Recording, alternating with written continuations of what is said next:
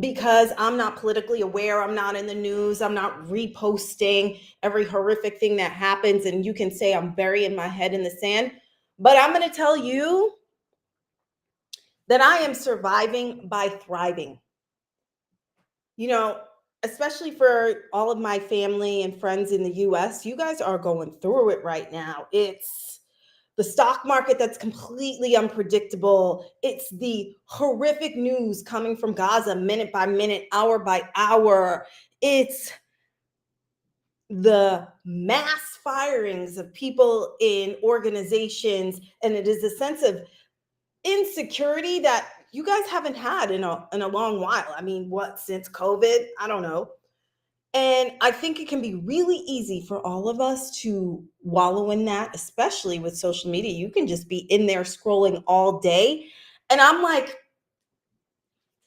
especially as a Black woman, I'm like, no, thank you. I'm not.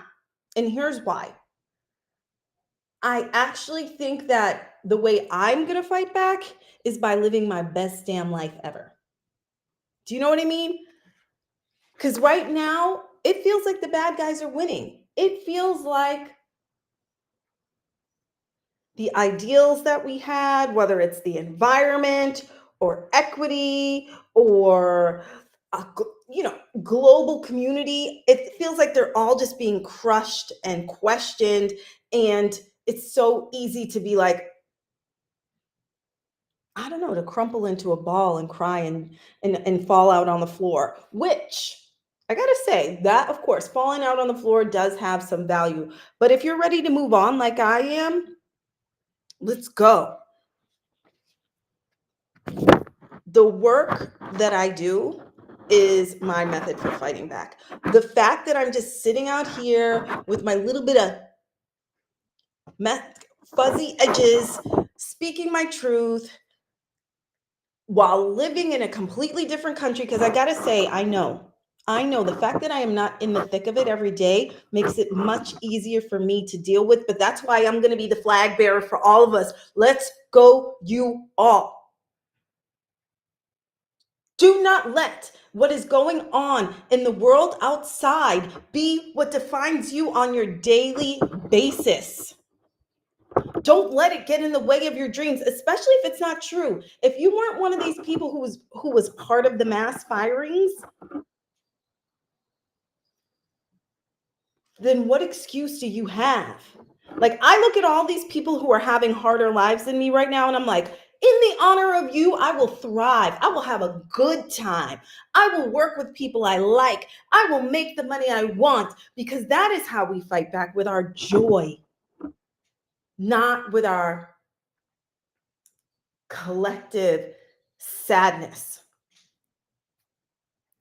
And so part of the reason that this is why I like working with the people I work with, because they're already really amazing. They're already making changes. They're already very smart, but typically they don't have a lot of time, or life has made it so they're not as confident as their capabilities allow.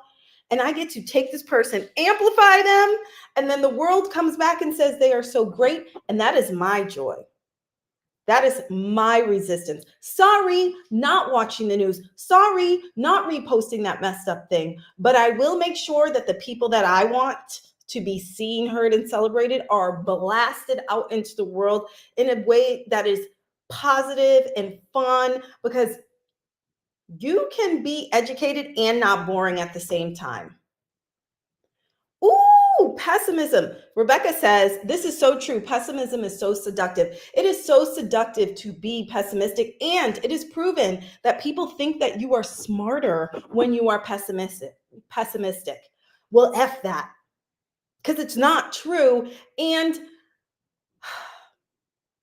optimists end up with better outcomes, and that's what I'm here for. You have to recognize, everyone, that in part of the way that we're going to have a better situation for all of us is to recognize that your individual success, especially if you're what you would consider a good person, is part of winning.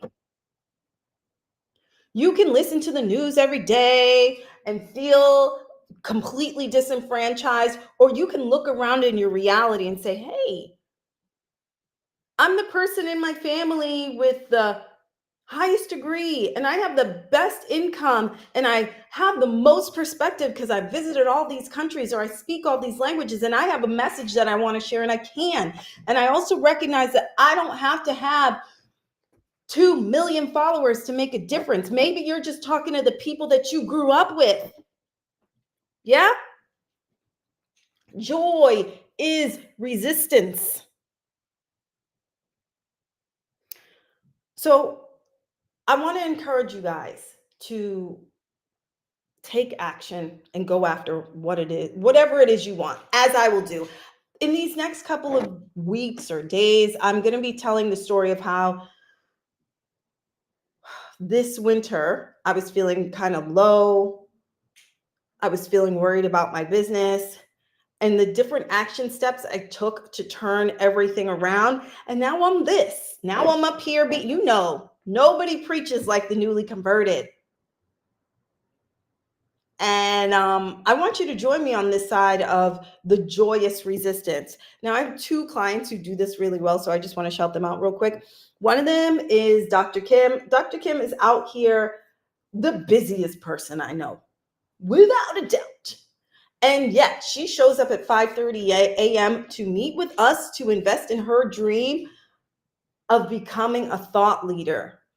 And she's out here passing on positive messages, and that inspires me every week. And the other is a client named Sharia, who has built her entire business, her entire mental health business around joy as resistance. And she has some amazingly huge contracts, and she is spreading that into cities, working with some frontline workers. And it's like, yes, we can find joy in this reality. And that is our resistance. Yeah. So if you're looking for motivation, commiseration, and excitement, come check out my lives. I'm going to keep doing more and more content, everything, because I'm ready to come out here and remind you all that you have way more control over your life than you think. All right. I'll see you there. Bye.